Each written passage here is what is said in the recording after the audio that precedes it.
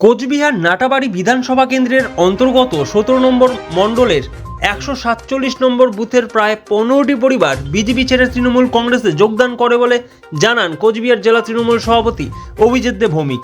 এদিন কোচবিহার জেলা তৃণমূল কার্যালয়ে উপসভাধিপতি আব্দুল জলিল আহমেদ এবং ব্লক সভাপতি কাদের হকের উপস্থিতিতে তাদের হাতে দলীয় পতাকা তুলে দেন জেলা সভাপতি। তিনি বলেন, এই পরিবারগুলি দীর্ঘদিন থেকে তৃণমূল কংগ্রেসের সঙ্গে যোগাযোগ করে যাচ্ছিল। আজ তাদেরকে তৃণমূল কংগ্রেসের যোগদান করিয়ে নেওয়া হলো। তিনি দাবি করেন, সম্পূর্ণ বুথে আর কোনো বিজেপি কর্মী অবশিষ্ট রইল না।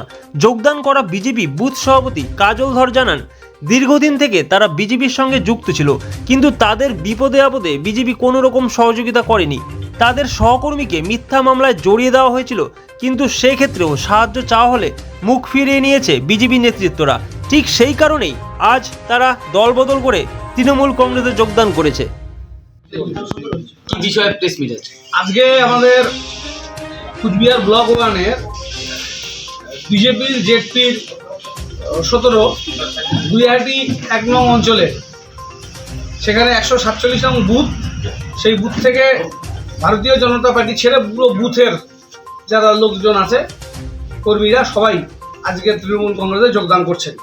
এদের মধ্যে উল্লেখযোগ্য কাজল দত্ত বুথের সেক্রেটারি, রনি পাল অঞ্চলের স্পোর্টস সেক্রেটারি অঞ্চল কমিটি এবং সঞ্জু সরকার বুথের সহসভাপতি সহ এই বুথের যারা গত পঞ্চায়েত নির্বাচনে আমাদের বিরুদ্ধে তৃণমূল কংগ্রেসের বিরুদ্ধে ভারতীয় জনতা পার্টির সাথে যুক্ত ছিল, তারা প্রত্যেকেই তৃণমূল কংগ্রেসে যোগদান করলেন।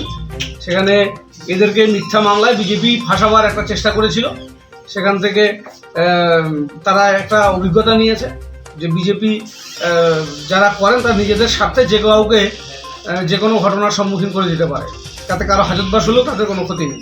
এরকম একটা পরিস্থিতির মধ্যে এই পাড়ার যারা যুব মোর্চার যারা সহকর্মী ছিলেন, একটা বিরাট সংখ্যক, তারা প্রায় 1 শতাধিক পরিবার তৃণমূল কংগ্রেসে আজকে যোগদান করছেন। আমাদের মধ্যে উপস্থিত আমাদের সহকারী সভাধিপতি জেলা পরিষদের ওই এলাকার সদস্য আব্দুল জলিল আহমেদ এবং ব্লক তৃণমূল কংগ্রেসের সভাপতি আব্দুল কাদের, গ্রাম পঞ্চায়েতের প্রধান ওই অঞ্চলের রতি বিশ্বাস, এবং রতি বর্মন এবং অঞ্চলের সভাপতি বিদ্যা পাসওয়ান, তারাও উপস্থিত আছে, অঞ্চলের নেতৃত্বরা উপস্থিত আছে।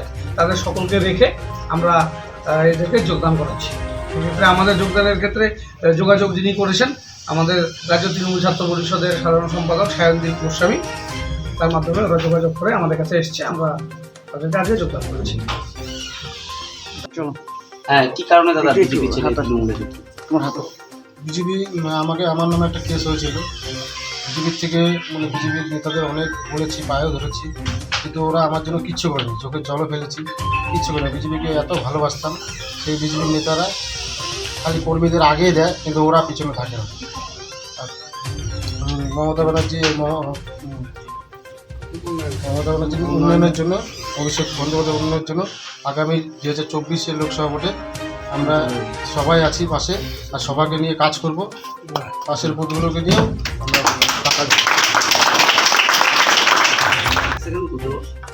কি কারণে বিজেপি ছেড়ে তৃণমূলে যুক্ত? অ্যাকচুয়ালি আমাদের যে পাপাইপাল আছে, ঠিক আছে, সে একটা মারামারির কেসে যাই হোক একটা ফেসেছিল, তো আমরা সেখানে বিজেপি যে জেলা আছে তাদের হেল্প চাই, ঠিক আছে, সেখান থেকে আমাদের কোনো মতো হেল্প করা হয় না। দ্বিতীয়ত, যেহেতু আমাদের বাড়ির পাশে আমাদের সায়নদীপ গোস্বামী আছে, তার কাছে আমরা হেল্প চাই, তো সরাসরি হেল্প আমরা পেয়ে যাই। এতদিন যে আমরা বিজেপিতে করেছিলাম, যাদের হাত ধরে করেছিলাম, তাদের কাছে আমরা কোনো রকম হেল্প পাইনি, তো আমরা একদিন আসাতে 24 ঘন্টার মধ্যে হেল্প পেয়ে গেছি। সেটা আমরা দেখেছি যে তৃণমূল কংগ্রেস কতটা কি করতে পারে আমাদের। এই অনুপ্রেরণায় দলের থেকে কোনো সাহায্য না পেয়ে দল ছাড়া। কি নাম? কাজল দত্ত। কি দায়িত্ব ছিল?